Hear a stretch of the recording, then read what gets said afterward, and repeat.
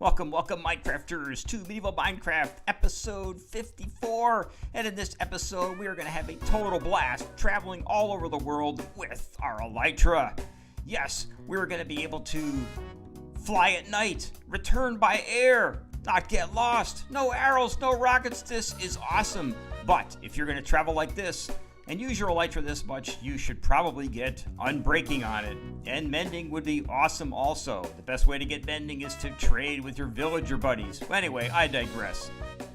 Now, to demonstrate how to travel around your world in Minecraft with your Elytra, I'm just going to cruise off to my spawn point, which happens to be about 2,400 blocks from here. And we're going to use the Elytra launcher that we built in the last episode, episode 53. I'll put a link to that in the description screen. But reliably traveling with your Elytra requires more than just taking off from a high point. You need to be able to navigate. You need to know where you're taking off from and where you're headed to. And you need to make sure you take off in the right direction. So I'll show you how to do that right now. In this case, we're taking off from x equals 1532 and z equals minus 1776, and we're heading off to a little relay airport that's at x equals 680 and z equals minus 650. So we need to travel 852 blocks in the x and 1126 blocks in the z.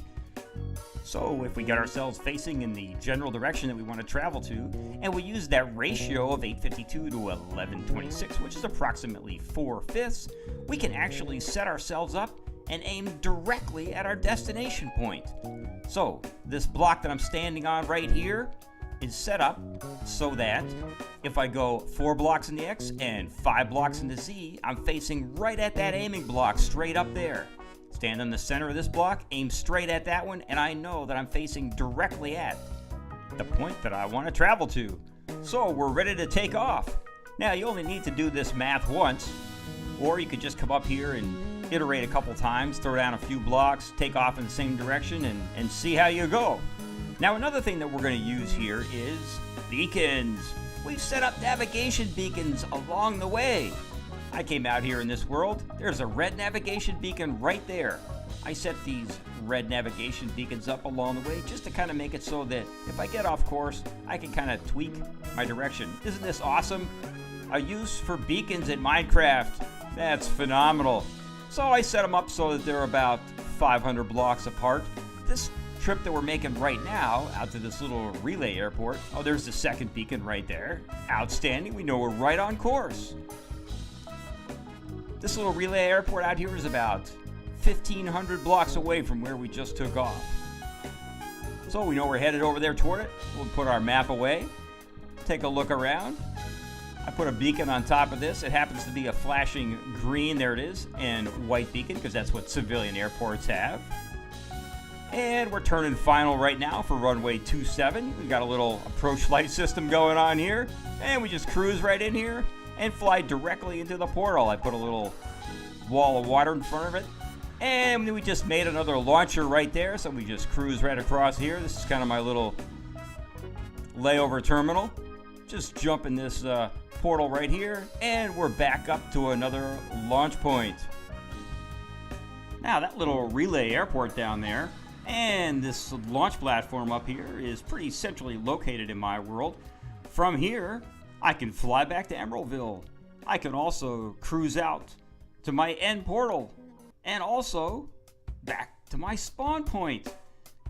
So that's where I would go back to Emeraldville. That's where I would head off to go back to the end portal. And here we're going to go to our spawn point. And notice we're going to travel 360 in the X and 900 in the Z. So the ratio in this case is 2 to 5. It's 2 blocks over there in the X and 5 blocks in the Z.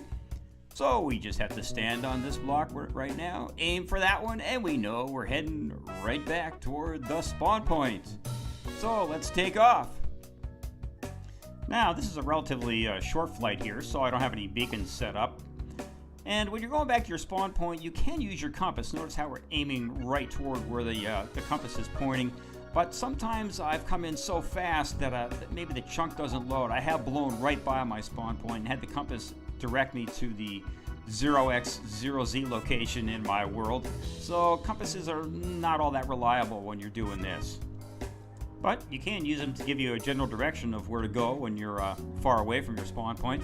Okay, so up there on our upper right, we just saw the launch platform that we've built up here, and now we're circling around a beacon that we've got that's right near our spawn point. Outstanding. Well, we got to lose a little bit of this altitude and some of the speed. Normally I just circle around out there and cruise down into a nice water runway that I built, but just for fun I'm going to bomb over here and cruise down and shoot through the arch. That's it. Awesome. Oh boy, whoever thought of that when we first spawned in here, huh? Water runways make it really easy and safe to land. And if you come in at night, you're going to want to have the area really well lit up. That beacon over there is got a pyramid underneath it that's 7x7. I've got jump boost on it, so it's easy for me to jump out of here and the mobs can't climb in. Let's truck up over here, and we'll take a look at where we are on the map, so you can see how far away we are from where we first started.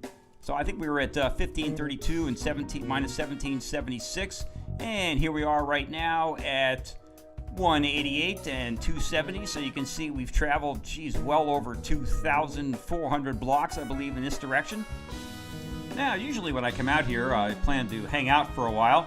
So I didn't put this portal, right at the end of the runway like I did at the one there where we were just transitioning through that little kind of relay airport.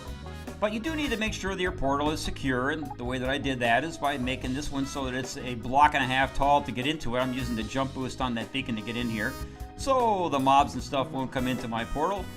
It's nice and secure. And then I made this little relay terminal up here that goes up to our launch pad. I made it kind of dark and spooky in this case rather than really well lit up like the other one.